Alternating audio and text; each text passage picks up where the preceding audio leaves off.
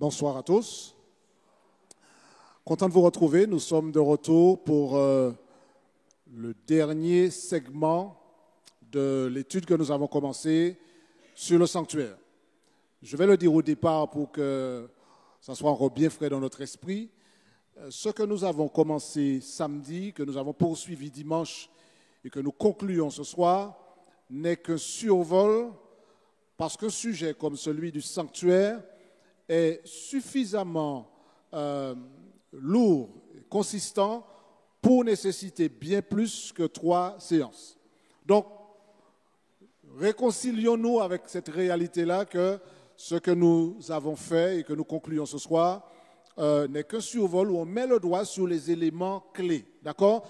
Nous n'allons pas pouvoir tout voir, c'est évident. Mais je crois que c'est important quand même de revisiter cet enseignement sur le sanctuaire en nous rappelant une chose que nous avons dite dès samedi. Le sanctuaire est arrivé puisque quand Dieu a voulu qu'il soit installé, il a dit à travers Moïse cette phrase qu'on a lue depuis samedi, dans Exode 25:8. « Ils me feront un sanctuaire et j'habiterai au milieu d'eux. » Et c'est pourquoi notre série s'intitule « Quand Dieu vient habiter chez nous ». L'idée du sanctuaire, c'est que Dieu, qui a une solution à apporter au problème du péché, vienne habiter chez nous. Pas seulement à travers la structure, mais qu'il vienne habiter chez nous. Et c'est surtout ça qui m'intéresse. Le chez nous, ce n'est pas simplement dans les 4 murs que le Seigneur habite là, chez nous, en nous, si je puis dire. D'accord ? Donc ceux qui ont suivi depuis samedi, qui était là dimanche soir, vous avez déjà une petite idée. On ne va pas tout reprendre. J'ai bien précisé que au milieu, au centre même de la doctrine du sanctuaire, il y a une personne. Et cette personne, c'est Jésus. Très important de garder ça à l'esprit pour ne pas commettre la même erreur que commettent beaucoup de personnes, deviennent des spécialistes de la Bible, deviennent des spécialistes des chiffres et de toutes sortes de choses, sans se rappeler qu'au centre, il y a une personne et c'est la personne de Jésus. Donc je nous invite à garder cela à l'esprit. Ce soir, nous allons faire 2 choses. Enfin, une chose en 2 parties. Nous allons nous concentrer sur ce qui se passait dans le sanctuaire, les services du sanctuaire, les différents sacrifices qui avaient lieu. Et nous allons, la deuxième partie, nous allons mettre l'accent particulièrement sur le Yom Kippour, le jour des expiations, qui est un des éléments clés des services du sanctuaire. D'accord ? Voilà, donc on a déjà planté le décor, on a fait un petit peu cette mise à jour. Le Seigneur veut habiter dans son peuple. Alors, comme Jésus est au centre du sanctuaire, il n'est pas étonnant que nous disions clairement que les sacrifices, j'emploie le terme dans le sens générique du terme, les sacrifices du sanctuaire préfiguraient le sacrifice de Jésus. Ce qui se passait dans le sanctuaire était pédagogique. Donc, on comprend bien que quand il y a des sacrifices qui étaient offerts, entre autres choses, eh bien, il y a là une manière de préfigurer. On est dans la typologie, c'est-à-dire que vous avez des types, les animaux, les sacrifices, et puis l'antitype, d'accord ? C'est Jésus qui va venir et qui va offrir sa vie sur la croix du Calvaire, qui va donner l'accomplissement de ce que ces sacrifices-là préfiguraient. Donc, on est toujours dans la centralité de Jésus. Donc, tout le service du sanctuaire avait pour objectif d'attirer l'attention, de préfigurer un événement plus excellent, quelque chose d'extraordinaire. Alors, il ne faut pas s'étonner que le plan du salut, ce n'est pas à la dernière minute que Dieu l'a conçu. Donc, quand Jésus vient et qu'il meurt sur la croix du Calvaire, eh bien, déjà dans l'Ancien Testament, plusieurs siècles avant, les hommes préfiguraient déjà ce sacrifice-là à travers les services du sanctuaire. Sauf que, alors ça c'est intéressant pour nous de bien comprendre cela, dans Hébreux 10, versets 10 à 12, j'espère que vous avez vos Bibles, on va pas lire tous les textes qu'on pourrait lire, mais on va quand même faire référence à certains textes de temps en temps. Dans Hébreux 10, versets 10 à 12, il est dit ceci. Hébreux 10, 10 à 12, c'est en vertu de... Vous avez le texte ? Voilà. C'est en vertu de cette volonté que nous sommes sanctifiés par l'offrande du corps de Jésus-Christ une fois pour toutes. D'accord ? Retenez cela. Une fois pour toutes. Et tandis que tout sacrificateur fait chaque jour le service et offre souvent les mêmes sacrifices qui ne peuvent jamais ôter les péchés, lui, après avoir offert un seul sacrifice pour les péchés, s'est assis pour toujours à la droite de Dieu. Alors, qu'est-ce qu'on veut dire par là? Les sacrifices d'animaux représentaient le sacrifice de Jésus, mais le système du sanctuaire n'était que l'ombre des choses à venir. Mais les sacrifices du sanctuaire avaient des limites. On va examiner quelques-unes d'entre elles. D'accord? Les limites du sanctuaire. Premièrement, les prêtres ou les sacrificateurs, c'étaient aussi des pécheurs. Est-ce que vous êtes conscient de cela? Ceux qui assistaient les Israélites dans la présentation des sacrifices étaient eux-mêmes des pécheurs. C'est-à-dire que le prêtre lui-même devait offrir des sacrifices pour lui-même.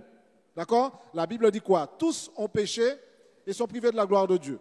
D'accord? Donc, les prêtres étaient des pécheurs. Ça, c'est une première limite. Alors que Jésus, lui, est sans péché. Les sacrifices sont répétés. Les sacrifices étaient quotidiens. D'accord? Il y avait des sacrifices tout le temps. Jésus, lui, s'est offert une fois pour toutes. D'accord? Donc là, on voit bien les différences. Donc, le sanctuaire a toute sa valeur, a tout son sens, mais il y a des limites. Troisième point, les sacrifices représentent partiellement, c'est-à-dire la grandeur, la profondeur du sacrifice de Jésus ne peuvent être représentés que partiellement par les services du sanctuaire. On ne peut pas capturer la beauté, la grandeur, la profondeur de l'amour de Jésus, du plan de la rédemption à travers un service qui est limité par nature. Quatrième point, encore une autre limite, les sacrifices étaient pour Israël. Or, nous savons bien que le plan de la rédemption, le salut, Dieu l'offre à qui est-ce? À l'humanité. Vous vous rappelez que dans le Nouveau Testament, les Juifs, certains avec surprise et parfois avec gêne, réalisent que même Corneille est invité dans la famille, d'accord? Et que les gentils reçoivent aussi le Saint-Esprit et ils sont dans la famille de Dieu. Et Paul va même pousser la chose plus loin en disant que l'on soit grec, juif, homme ou femme, en fait, nous sommes des héritiers d'Abraham selon la promesse. Donc, le sacrifice qui était fait dans le cadre de la nation israélite, alors que le plan du salut, Jésus, il meurt, et pour les Israélites, et pour les Allemands, les Martiniquais, les Haïtiens et tout le monde. D'accord? Troisièmement, tous les péchés n'étaient pas couverts. Alors, on va revenir sur ça un peu plus tard, pour que ça soit clair. Tous les péchés n'étaient pas couverts. En fait, je mets des guillemets à ça, mais on va comprendre tout à l'heure. Et puis, point important, les prêtres, les sacrificateurs, ils ne donnaient pas leur vie. Vous savez que les prêtres représentent quelque part Jésus aussi, hein, d'accord? Il y a plusieurs symboliques, mais les prêtres ne donnaient pas leur vie. Pour quelle raison? Parce que le premier point, les prêtres aussi étaient des pécheurs. Un pécheur ne peut pas sauver un pécheur. Seul Christ, qui est sans péché, peut sauver l'humanité pécheresse. D'accord? Donc, dans les services du sanctuaire, il y avait plusieurs types de sacrifices. Pourquoi? Parce qu'un seul sacrifice ne peut pas représenter toutes les facettes du plan de la rédemption. Et c'est ce qui est extraordinaire. C'est pourquoi d'ailleurs, vous voyez Jésus, pour ceux qui étaient là dimanche, on le voit dans l'autel des sacrifices, dans la cuve, dans le lavoir, dans l'autel des parfums, dans les pains de proposition. Il est partout, d'accord? Un seul sacrifice ne peut pas représenter cette extraordinaire profondeur de ce que Christ a accompli à la croix. Alors, il y avait différents types de sacrifices dans les services du sanctuaire. Ça dépendait des personnes et des circonstances. Alors, comme j'ai dit, on va faire un survol parce qu'il y a tellement d'aspects au sacrifice, tellement de particularités qu'on peut s'y noyer, mais je mettrai juste l'accent sur quelques éléments clés. Alors, même s'il y avait beaucoup de sang, on a du mal à imaginer ça, mais il y a beaucoup de sang qui coulait dans le sanctuaire. Beaucoup d'animaux qui étaient tués, beaucoup de sang qui coulait. Cependant, alors suivez bien mes frères et sœurs, le service du sanctuaire focalise sur la rédemption, mais le sanctuaire n'est pas un abattoir. Un abattoir, c'est un endroit où on va tuer des animaux pour les consommer, etc. Le sanctuaire, ce n'est pas un abattoir, c'est un centre pédagogique, d'accord, pour mettre en avant la solution que Dieu a proposée au problème du péché. Alors, à l'époque de l'Ancien Testament, les fidèles pouvaient apporter différents types de sacrifices. Alors, ça pouvait être des animaux. Alors, quand on dit des animaux, pas tous les animaux. Hein. Quels animaux pouvaient être utilisés? Les animaux purs, d'accord? Donc, jamais de sacrifice de cochon, d'accord? Donc, que des animaux purs. Et puis, ça pouvait être aussi des céréales ou voilà, des boissons ou autre chose.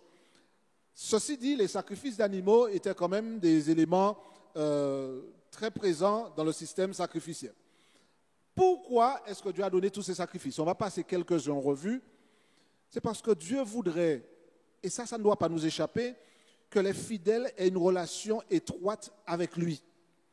Donc, on apporte des offrandes, des sacrifices pour toutes sortes de situations. Et je vais préciser une chose qui échappe à beaucoup de personnes. Quand on parle des sacrifices, des offrandes, beaucoup de personnes pensent uniquement à un animal qui est égorgé.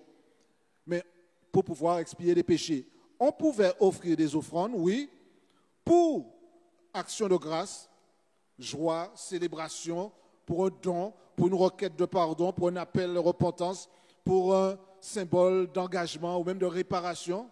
Oui, je dis bien réparation, d'accord?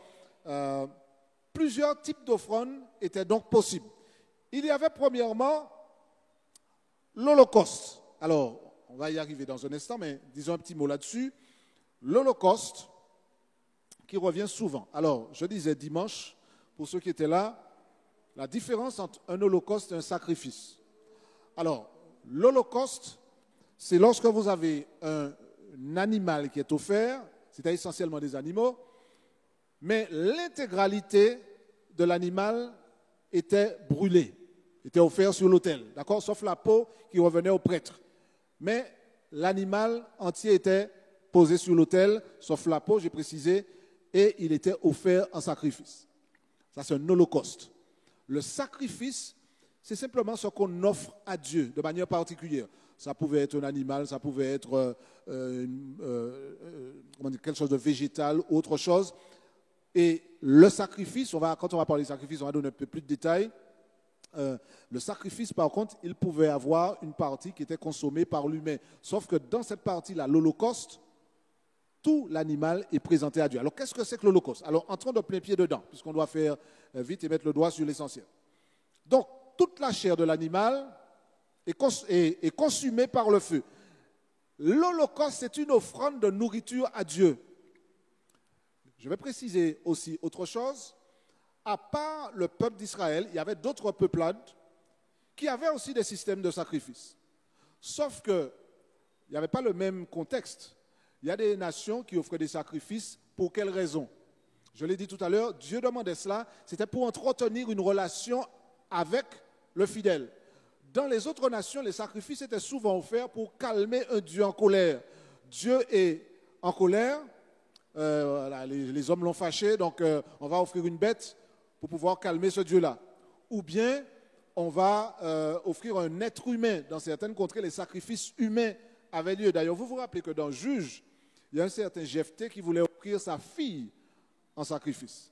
Influence des contrées païennes. D'accord? Mais le peuple de Dieu n'était pas autorisé à offrir des sacrifices humains, mais des sacrifices d'animaux. D'accord? Lorsque c'était des êtres vivants, des animaux et pas d'êtres humains. Des animaux purs, bien entendu. Et dans l'Holocauste, toute la chair est consumée par le feu. C'est une offrande de nourriture à Dieu. Ça veut dire que dans l'Holocauste, j'offre un repas à Dieu. Comprenez bien, hein? Dans l'Holocauste, j'offre à Dieu un repas. Alors, est-ce que Dieu a faim? Il travaille toute la journée, à la fin de la journée, quand même. Si c'est ça notre vision, nous passons à côté. L'offrande d'Holocauste, où l'intégralité de la bête est consumée par le feu, à part la peau, j'ai dit, qui revenait au sacrificateur, c'est une offrande à Dieu, sachant déjà que tout appartient à Dieu. Et deuxièmement, que Dieu n'a pas besoin de nourriture. Donc pourquoi on fait les holocaustes? On fait l'holocauste parce que c'est une manière d'exprimer sa foi dans le don de la réconciliation. Dieu m'aime et il me pardonne. Alors, précision encore importante, est-ce qu'au moment où le sanctuaire est placé dans le désert, Jésus est déjà venu? Non. D'accord? Est-ce que Jésus existe déjà? Bien sûr. Jésus a toujours existé. Il n'y a jamais eu un moment où Jésus n'a pas existé. D'accord? Pour bien comprendre la chose. Tous ceux qui vont offrir des sacrifices, on va passer quelques autres en revue, ils reçoivent le pardon par qui est-ce? Par Jésus. Il n'est pas encore venu, mais c'est uniquement à travers lui qu'ils reçoivent le pardon, symbolisé déjà par le sacrifice de l'animal qui préfigure le sacrifice de Jésus. Pourquoi? Parce que l'animal ne peut pas offrir le pardon à l'homme. Le sang de l'animal, ce n'est pas lui qui coule pour nous accorder le pardon de nos péchés. C'est un symbole. Donc, quand j'offre, pour parler de l'Holocauste, revenir à l'Holocauste, quand j'offre à Dieu ce don de nourriture, c'est une nourriture à Dieu. Mais Dieu n'a pas besoin de nourriture. Donc, qu'est-ce que ça veut dire? J'amène l'animal, je pose ma main dessus. Ça veut dire quoi? Ça veut dire que je transfère la propriété. Je ne suis plus le propriétaire de l'animal, je le donne à Dieu. Donc, c'est un transfert en posant la main sur l'animal. L'animal est sacrifié, il est consumé par le feu et Dieu reçoit cette offrande de nourriture par la fumée qui s'élève. D'accord? C'est le symbole, la fumée qui s'élève, donc va vers Dieu. Mais Dieu n'a pas besoin de nourriture, nous l'avons dit. Mais on lui offre un repas complet. Parce qu'avec l'Holocauste, il y avait aussi, et ça c'est intéressant de noter cela, avec l'Holocauste, il y avait aussi des offrandes de céréales qui allaient avec, de boissons et de céréales. C'est un repas complet qu'on offre à Dieu. Alors c'est intéressant de dire ça parce que beaucoup de personnes pensent que dès qu'il y a un animal qui est tué, c'est toujours pour expier un péché. Alors bien sûr, le simple fait que du sang coule, c'est toujours le symbole de la rédemption à travers le sang du Christ. Mais c'est un don de nourriture à Dieu. Ça veut dire que je reconnais que Dieu m'accorde la réconciliation et que Dieu est plus grand que moi et je lui offre ce don, cette nourriture. Vous vous rappelez ce que Jésus disait, je vais revenir sur ce point-là tout à l'heure, ça sera peut-être plus simple de le dire plus tard.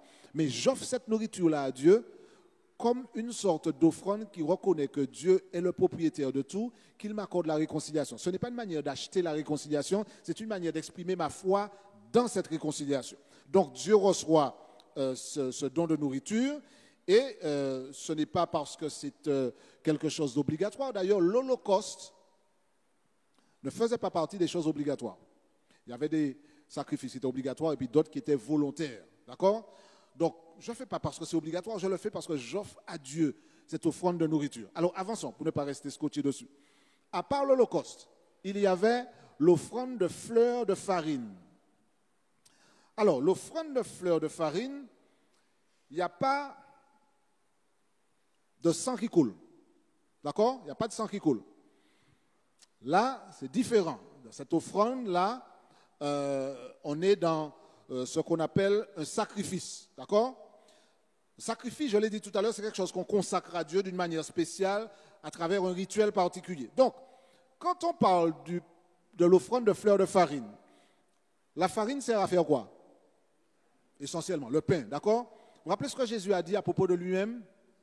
Dans Jean, je suis le pain de vie. Donc, on est toujours dans Jésus. On est toujours dans le fait que Christ, qui est le pain de vie, il a un rapport avec l'offrande de fleurs de farine avec laquelle on fait le pain.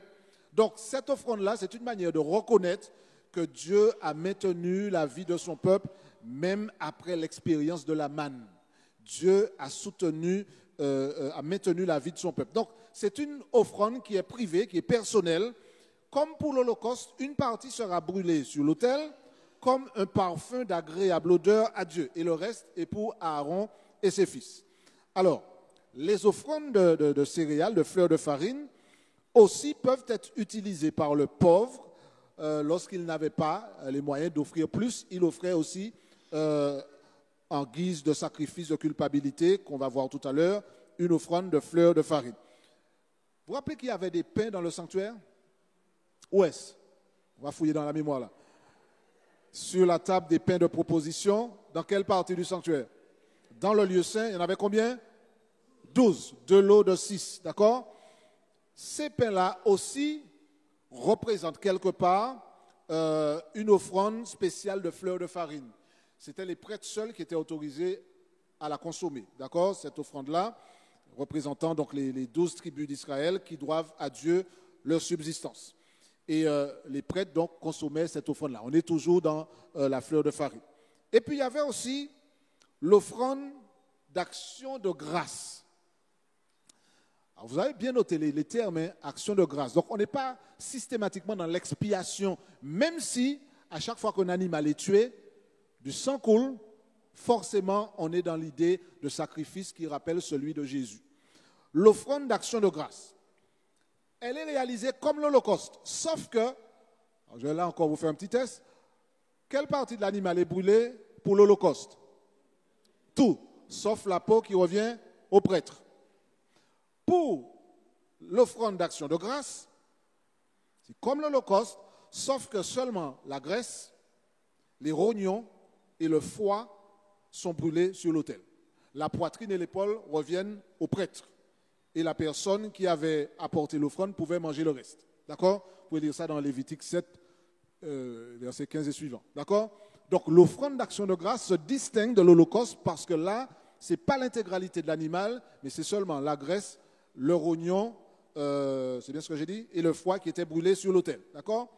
Alors, remarquez bien que dans cette offrande d'action de grâce, celui qui apporte cette offrande-là, pour faire le sacrifice, il peut en manger une partie. Ce qui n'était pas le cas pour l'Holocauste. On offre à Dieu. Donc c'est à Dieu. Je me remets entièrement à Dieu. Dieu, je te donne tout. Je te donne tout. Parce que Dieu nous donne tout. D'accord?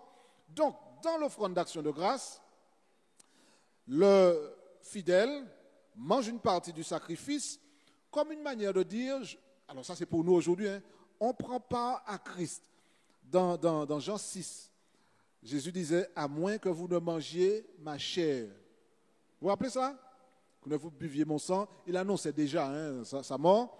Donc, quelque part, on est là dans ce qui préfigure ça. Le fidèle va manger une partie du sacrifice. Donc, il prend part au Christ aussi. D'accord? Donc, Dieu et le pécheur partagent un repas ensemble pour célébrer la paix et la communion entre eux. C'est ça qui est en train de se passer là. Donc, on est en train de mettre le doigt sur Jésus, encore Jésus au milieu de cela. Dans l'offrande d'action de grâce, je suis en train de faire un appel de phare à ce qui va se produire bien longtemps après, lorsque Jésus va inviter à manger sa chair, du moins, et à boire son sang. Alors, toutes les fois où du sang est versé, je l'ai dit, on est toujours dans la notion symbolique de rançon pour ceux qui offrent le sacrifice. Donc, ce que nous venons de voir là, Holocauste, aux fleurs de farine et puis action de grâce, sont volontaires. Volontaires. Ce que nous allons voir maintenant, c'est obligatoire. D'accord? Donc c'est bien important de faire la différence. Alors, on parle maintenant du sacrifice d'expiation. Alors, en général, c'est fait dans certains cas de péché, pour des impuretés rituelles. Dans ce cas-là, quand il vient faire le sacrifice d'expiation, il est parfois même nécessaire que le pécheur fasse une confession verbale. Moi, j'ai trouvé ça intéressant parce que c'est dit hein, dans Lévitique 5, j'espère que je ne me suis pas trompé de référence, en fait, la précision est donnée que même une confession verbale. Alors, je trouve ça vraiment intéressant parce qu'il est dit dans Lévitique 5, verset 5, « Celui donc qui se rendra coupable de l'une de ces choses fera l'aveu de son péché. » Parfois, nous, on est tellement fort dans la cachotterie qu'on oublie que Dieu voit tout. Ouais, comme je vous disais la dernière fois, les enfants qui disent « Non, non, non, c'est pas moi qui ai pris la confiture, c'est pas moi, mais leur visage est barbouillé de confiture. » Donc, vous voyez, c'est gros comme le nez au milieu de la figure. Donc, Dieu sait toutes choses. Donc, je fais l'aveu de mon péché. D'accord? Et le sang de l'animal dans le sacrifice d'expiation est aspergé sur la tente d'assignation. Alors c'est important, parce que pour l'action de grâce, je ne l'ai pas dit tout à l'heure, pour l'action de grâce, quand l'animal était tué, on aspergeait le sang sur les côtés de l'autel. Mais pour le sacrifice d'expiation, le sang est aspergé dans la tente d'assignation. Vous vous rappelez qu'il y avait cette salle, le lieu saint, où il y avait l'autel des parfums, les pains de proposition et puis le chandelier. Eh bien, lorsqu'il y avait offrande, sacrifice d'expiation, eh bien, le sang était placé sur les cornes de l'autel des holocaustes ou de l'autel des parfums, selon les circonstances et les personnes. et il était répandu autour de l'autel des holocaustes. Et dans ce cas-là, sacrifice d'expiation, ce n'est pas un holocauste, donc seule la graisse, le rognon et le foie étaient brûlés sur l'autel extérieur. Et le reste de l'animal était brûlé en dehors du camp. Vous n'allez pas forcément vous rappeler tous ces détails-là, je le mentionne simplement en passant. Dans l'expiation, par contre, seul le prêtre pouvait manger la chair du sacrifice d'expiation. Ça, c'est important parce que tout à l'heure, on a dit que dans le sacrifice d'action de grâce, le pécheur pouvait prendre une partie. Sauf que là, pour l'expiation, seul le prêtre peut manger la chair du sacrifice d'expiation. Et là, on parle bien de sang versé, l'expiation, parce qu'il fallait expier les fautes. Et c'était placé sur les cornes de l'autel. Pourquoi sur les cornes de l'autel? Parce que justement, c'est la partie la plus élevée de l'autel. C'est la partie la plus élevée de l'autel. Et certains commentateurs se plaisent à dire que quand il s'agissait du péché du peuple dans son ensemble, ou bien d'un sacrificateur, parce que les sacrificateurs c'était des pécheurs également, le sang était amené sur les cornes de l'autel des parfums, dans le lieu saint. Et on aspergeait 7 fois le voile qui sépare le lieu saint du lieu très saint. D'accord? Donc il y avait tout un rituel qui accompagnait tout cela.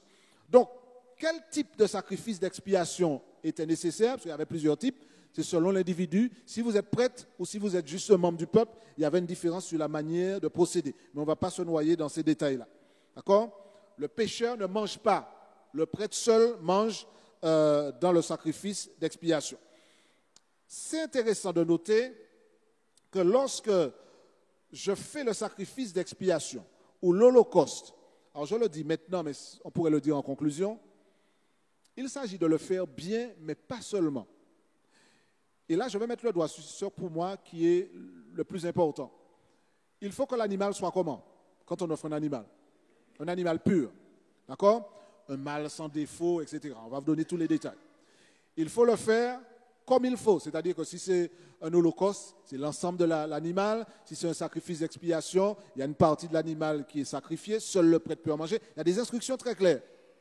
Si je suis toutes ces instructions, est-ce que je suis quand même dans le vrai et est-ce que je suis en phase avec Dieu?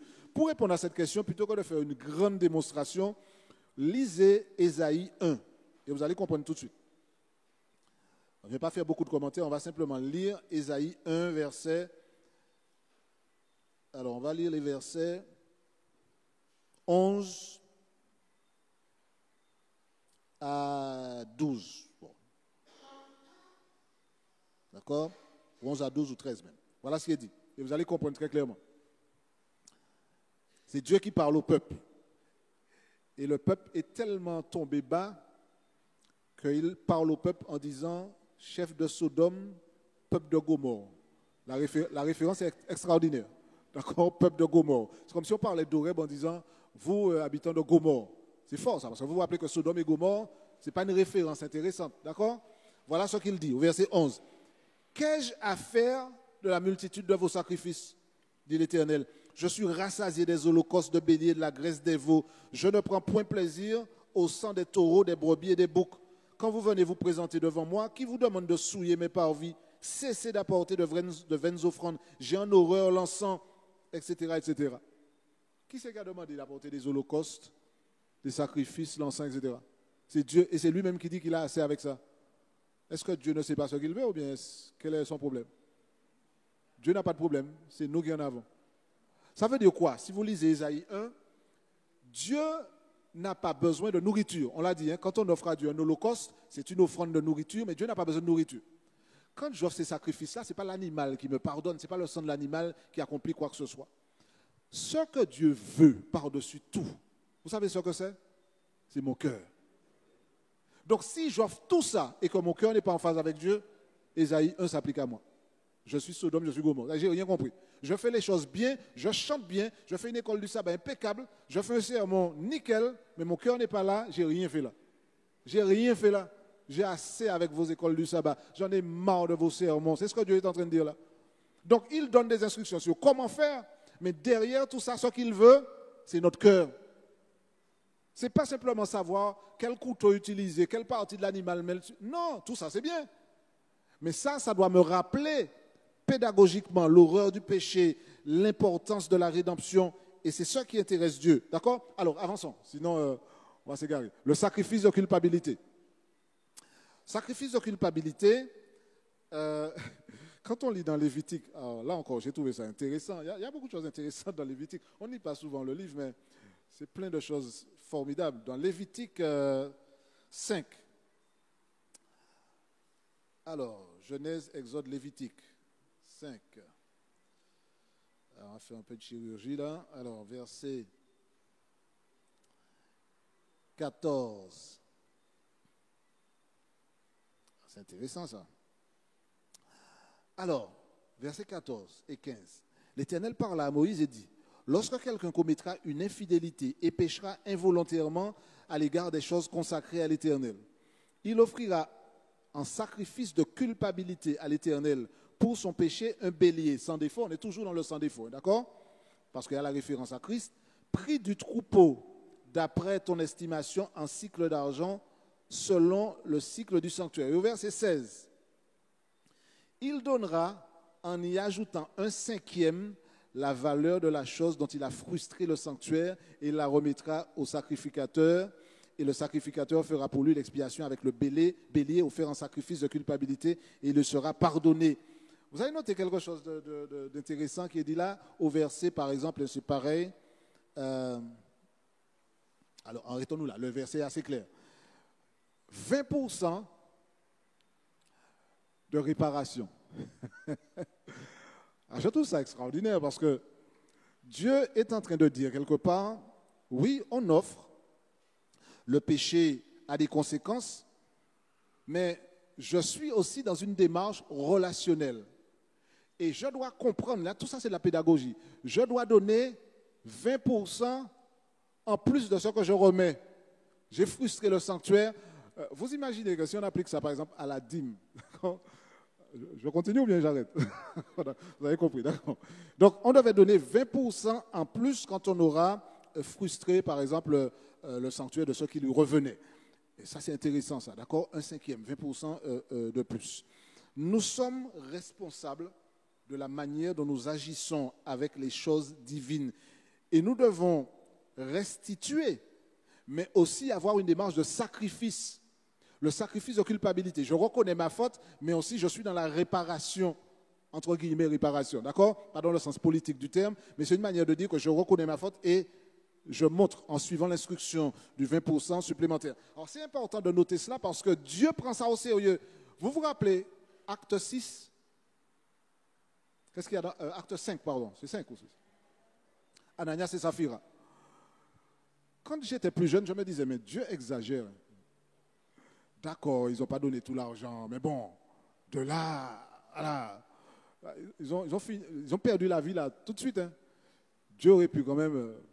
Non, Dieu pédagogiquement veut montrer que pour les affaires de Dieu, c'est du sérieux. Alors ça, c'est à méditer pour nous. Ça veut dire qu'aujourd'hui, est-ce que je prends au sérieux les affaires de Dieu? Quand on parle de Dieu et de ses affaires, est-ce que je le prends au sérieux? Alors bien sûr, il n'y a pas le sanctuaire, il n'y a pas d'animaux à sacrifier. Quand on vient ici au temple, on n'offre pas des sacrifices d'animaux, puisque Jésus est venu et il a rendu tout cela caduc. Mais nous avons une responsabilité aussi, non seulement envers Dieu, mais envers notre prochain.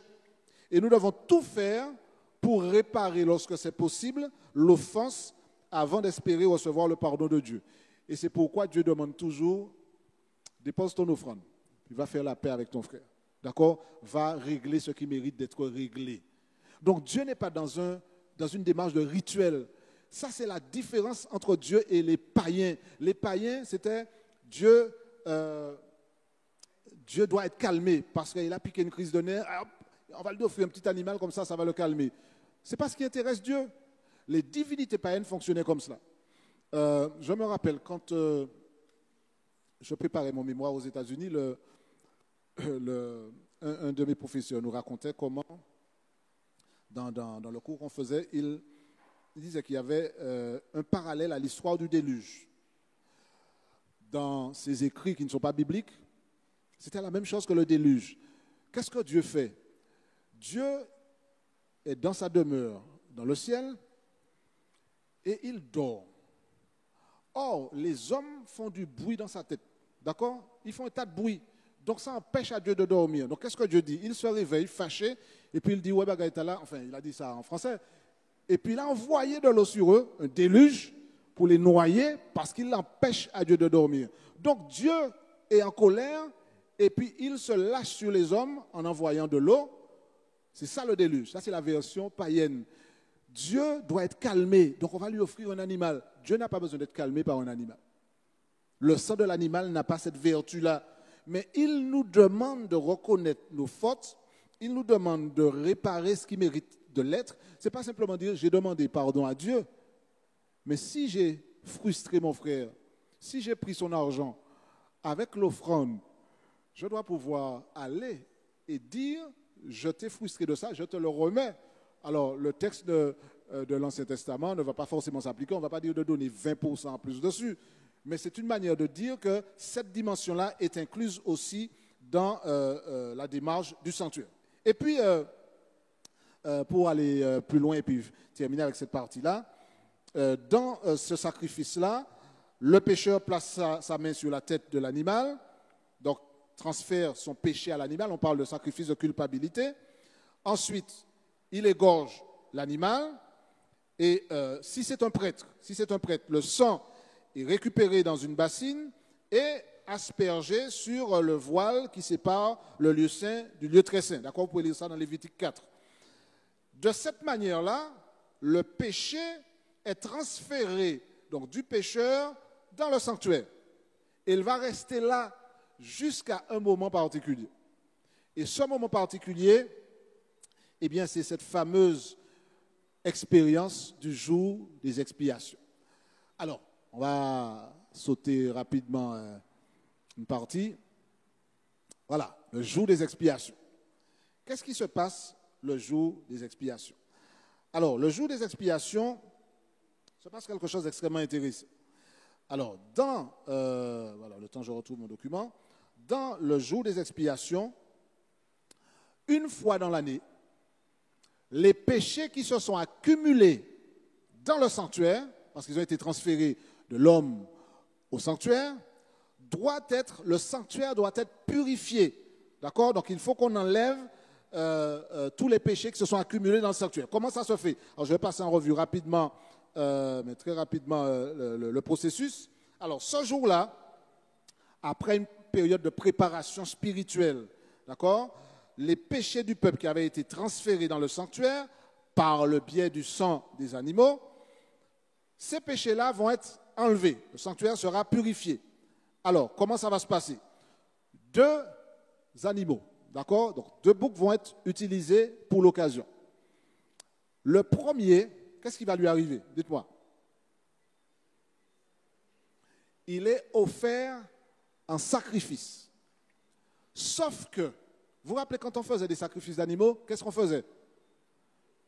On mettait la main sur l'animal pour transférer les sacrifices de culpabilité, pour transférer le péché. Là, on ne fait pas ça. Pourquoi? Pourquoi on ne fait pas ça? Parce que ce bouc-là, pour faire bref, représente Jésus. Et le sang qui doit aller pour purifier les péchés doit être un sang non contaminé. Quand je mets ma main sur l'animal, je transfère mes péchés, symboliquement, on s'entend bien, d'accord? Et c'est amené dans le sanctuaire. Mais là, le jour des expiations, le Yom Kippour, ce jour-là, c'est pour purifier le sanctuaire. Donc le sang qui va purifier le sanctuaire ne peut pas être un sang qui est contaminé par le péché. Donc il n'y a plus de transfert à ce moment-là. L'animal est offert sans qu'il y ait cette démarche-là, d'accord? Et son sang est utilisé pour la purification du sanctuaire. Donc le sang de cet animal-là va être amené dans le lieu très saint. Alors, je rappelle qu'avant cette démarche-là, le peuple devait passer par une période d'introspection, de réflexion, vraiment sonder son cœur, ses reins pour dire, Seigneur, nous allons maintenant dans ce Yom Kippour, on ne peut pas y aller comme cela. Pourquoi est-ce que je précise ça? C'est pour nous rappeler, nous, que même s'il n'y a pas de sanctuaire, même s'il n'y a pas de prêtre, c'est toujours le même Dieu. Et c'est toujours la même révérence, la même dévotion qui lui reviennent. Je vous pose une question très simple. C'est parallèle à ce que nous disons, mais pour moi, c'est lié. Est-ce que, répondez-moi en toute sincérité, est-ce que là, nous sommes là maintenant, au Horeb, à 19h44, est-ce que Dieu est présent dans cette salle-là? Oui ou non? Vous êtes sûr de ça? Alors, montrez-moi où est-ce qu'il est. C'est partout? Alors, question subsidiaire. Imaginez, hein, d'accord, que Jésus apparaisse là maintenant, blip, derrière la chair là. Il apparaisse là. Blip. Honnêtement, je n'ai pas envie de vous dire ne répondez pas.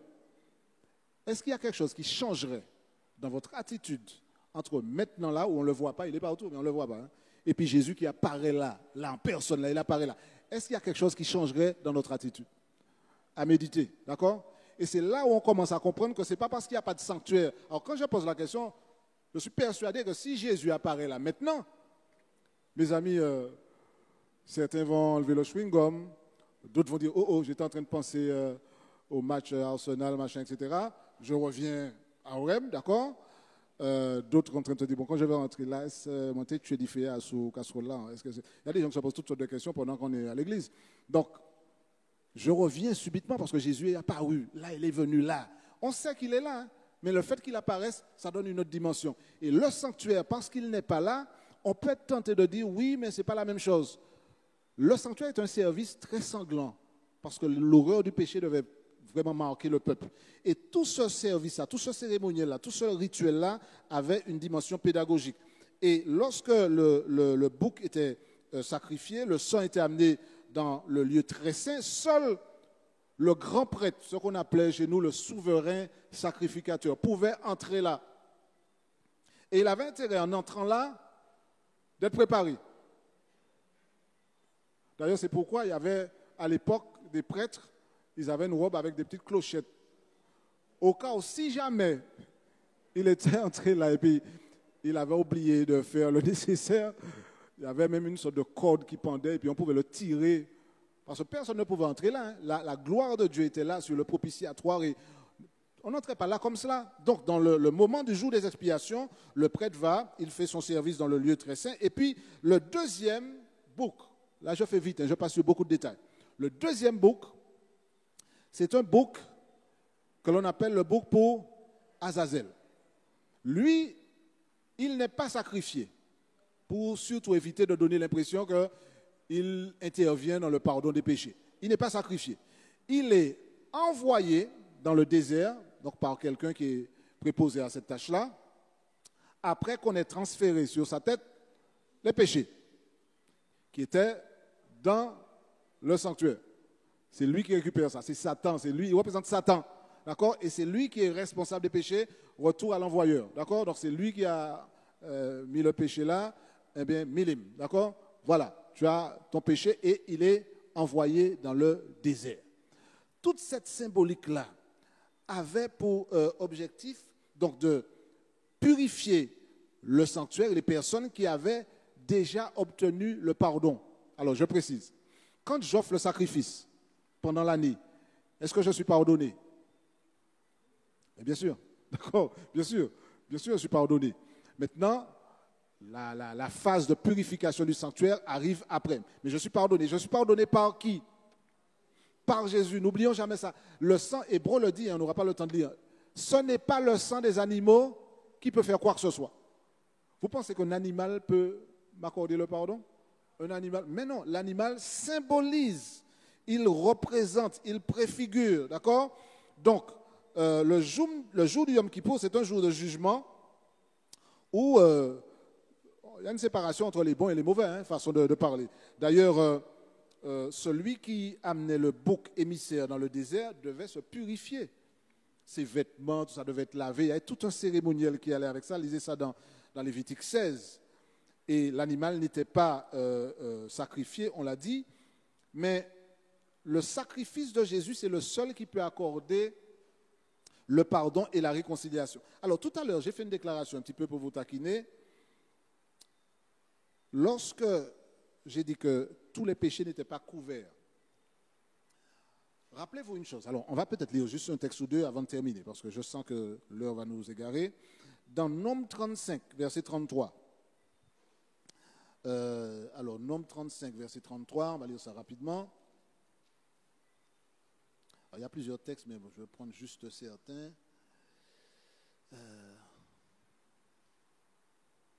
Vous ne souillerez point le pays où vous serez, car le sang souille le pays, et il ne sera fait pour le pays aucune expiation du sang qui y sera répandu, que par le sang de celui qui l'aura répandu. Alors c'est un petit peu abscon, mais le péché est sérieux. Ça veut dire que le péché nous sépare de Dieu, mais par exemple, si on lit dans 2 Rois, je ne résiste pas à vous faire lire quand même quelques textes supplémentaires, dans 2 Rois 1, verset 6. Je suis en train simplement de vous dire que certains péchés, c'est la mort qui était la sanction. D'accord? Certains péchés étaient passibles de mort. Clair et net. Vous lisez l'Ancien Testament, le péché, on vous lapidait. Quand on lit ça, ça fait parfois peur, quand on lit ça dans la Bible. 2 Rois 1, verset 6, si je ne me suis pas trompé de référence.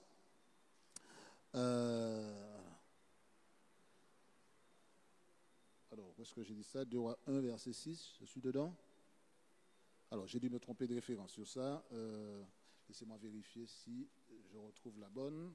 Sinon, on va passer. Alors, 2 Corinthiens 33, 6, 1. Alors, 2 Chroniques 33, verset 6. Il fit passer ses fils par le feu dans la vallée des fils de Hinnom. Il observait les nuages et les serpents pour en tirer des pronostics.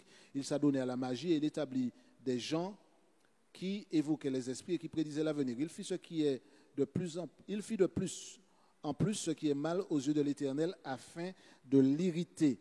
Et au verset 13, il lui adressa ses prières et l'Éternel se laissant fléchir. Alors, on n'a pas lu tout, peut-être on ne va pas comprendre. Il adressa à Dieu ses prières et l'Éternel se laissant fléchir, exauça ses supplications et le ramena à Jérusalem dans son royaume et Manassé reconnut que l'Éternel est Dieu. C'est-à-dire que les péchés de Manassé méritaient la mort. D'accord? Mais Dieu a fait preuve de miséricorde et il a épargné Manassé. David, pareil. David méritait la mort, ce qu'il a fait, mais Dieu l'a épargné. Ça veut dire quoi? Ça veut dire que ce n'est pas parce que j'ai offert un sacrifice que j'échappe. Il y a certains péchés, c'était la mort qui était la sanction. On vous lapidait, on vous tuait. Si vous lisez l'Ancien Testament, c'est clair comme de l'eau de roche. D'accord? Mais Dieu demeure un Dieu de miséricorde. Et tous ces sacrifices-là étaient une manière de dire que il y a plusieurs types de sacrifices, c'est vrai. Mais Dieu est toujours celui qui accorde le pardon. Dieu est toujours celui qui amène la réconciliation. Alors, je veux quand même ajouter une chose, même s'il y a des aspects que je ne vais pas citer. Les adventistes considèrent comme de manière vraiment, vraiment très importante cette partie-là que nous venons d'examiner, le Yom Kippour, le jour des expiations. Parce que c'est ce jour-là où le lieu très saint est purifié, le sanctuaire est purifié avec cette démarche dans le lieu très saint, avec le grand prêtre, le souverain sacrificateur. Et les adventistes considèrent que tout cela préfigure le ministère du Christ qui va entrer également, qui va passer du lieu saint au lieu très saint et qui va effectuer cette démarche qu'on appelle le jugement investigatif, etc. Ça, c'est une étude à part entière que nous n'allons pas examiner ce soir, mais il fait un travail d'intercession. C'est là où on fait le lien avec la prophétie de Daniel, des 2300 soirs et matins, où on considère qu'une phase de cette période prophétique aboutit à l'introduction de Dieu dans ce ministère d'intercession à partir de 1844. D'accord? Mais comme je l'ai dit, ça c'est une étude à part entière et la débuter maintenant nous amènerait à rester là pendant très très longtemps. L'intercession et le jugement. Cette question-là est très très très profonde.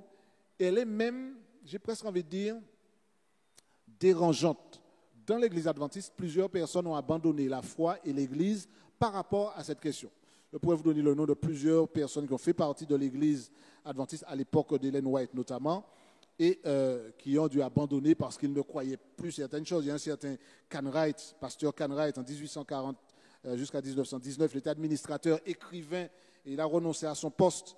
Il est devenu pasteur baptiste, d'accord, par rapport à cette question du sanctuaire. Il y a eu aussi Albion Ballinger qui a trébuché sur cette doctrine. Il croyait que, en fait, avant la croix, avant le sacrifice du calvaire, ils croyaient que c'était les anges qui officiaient sous les ordres de Melchisédek et qui accordaient le pardon.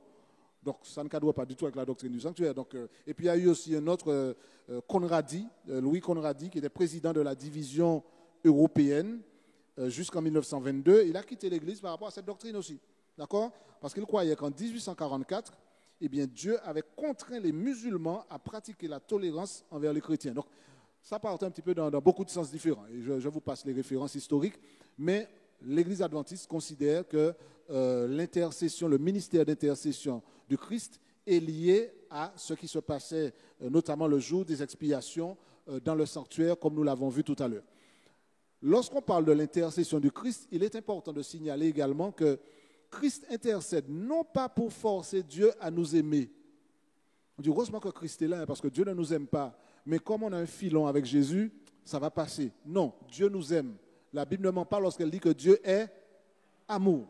D'accord? Donc ce n'est pas pour forcer Dieu à nous aimer ou pour apaiser un Dieu en colère. Il intercède parce qu'il nous aime et que dans son plan, qui est très pédagogique, il a prévu de passer par cette phase-là pour pousser encore les hommes à maintenir ce contact avec lui et à garder cette démarche de connexion avec lui par la prière, par cette connexion spirituelle avec Dieu. Je continue de prier, je sais que Dieu me pardonne. Et je veux vous dire, pour méditer et puis pour laisser réfléchir dessus ce soir, si vous péchez, je vais vous poser la question, je vous pose quand même, si vous péchez, et puis que vous allez dormir, et sans le souhaiter du tout, vous ne vous réveillez pas le lendemain. Est-ce que vous êtes pris dans ça? Ou bien est-ce qu'il y a une possibilité pour vous de voir l'éternité? À méditer. Ah, j'exagère là, d'accord? Bon, j'ai pas eu, aïe, aïe, aïe, je suis mort avant d'avoir pu faire ça. Bref, on va faire ça. Peut-être un samedi après-midi, on va s'étaler sur ça. Ça, c'est passionnant comme débat. L'intercession de Jésus. L'intercession de Jésus est fondamentale. Sans l'intercession de Jésus, je suis perdu. D'accord? Et vous vous rappelez qu'on a eu une étude ici où je vous ai dit, est-ce qu'avant que Jésus n'arrive, juste avant le retour de Jésus, il n'y aura pas d'intercesseur? Oh là.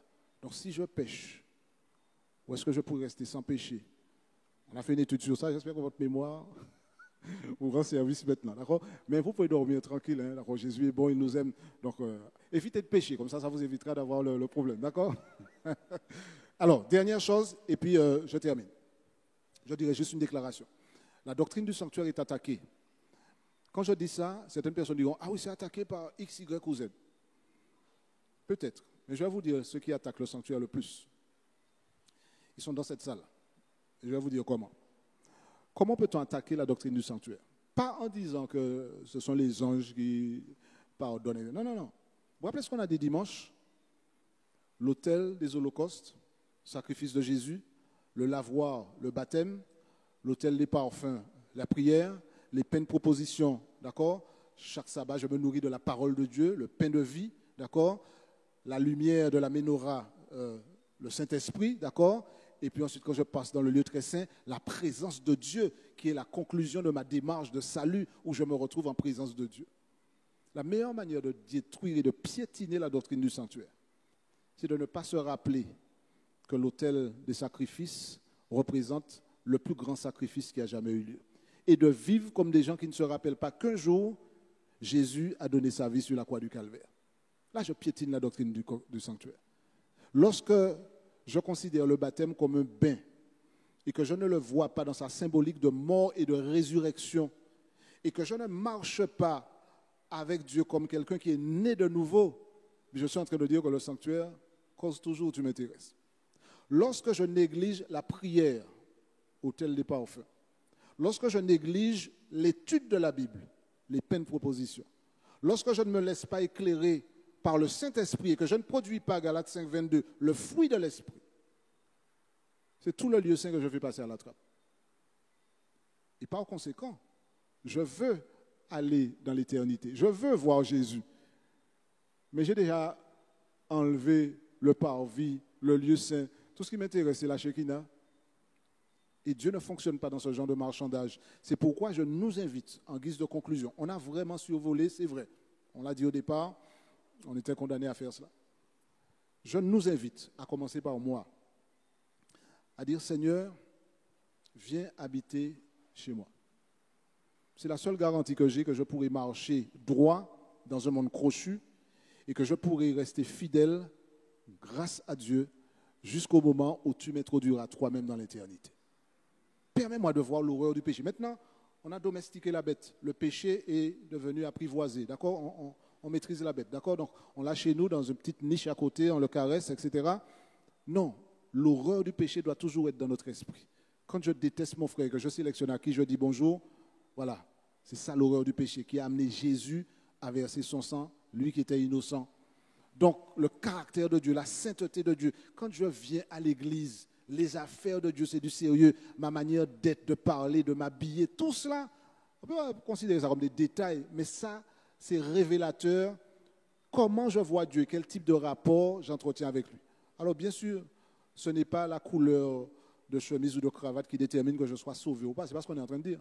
Je suis en train de dire que quand je respecte Dieu et je respecte ses affaires, mon attitude va le démontrer. Mes paroles vont le démontrer. Ma manière d'être et de faire vont le démontrer. Et ça, c'est le même Dieu de l'Ancien Testament qui est le même Dieu du Nouveau Testament et le même Dieu de 2025. Je demande à ce Dieu-là de venir habiter chez moi. Chez moi, à Rivière-Salée, chez moi, là, dans mon cœur, et chez moi, partout où je me trouve avec le peuple de Dieu. Est-ce qu'il y a une personne au moins qui veut se joindre à moi pour dire ça à Dieu? Seigneur, viens habiter chez moi. Eh bien, ces 3 jours-là n'ont pas été en vain si nous arrivons à cette conclusion-là.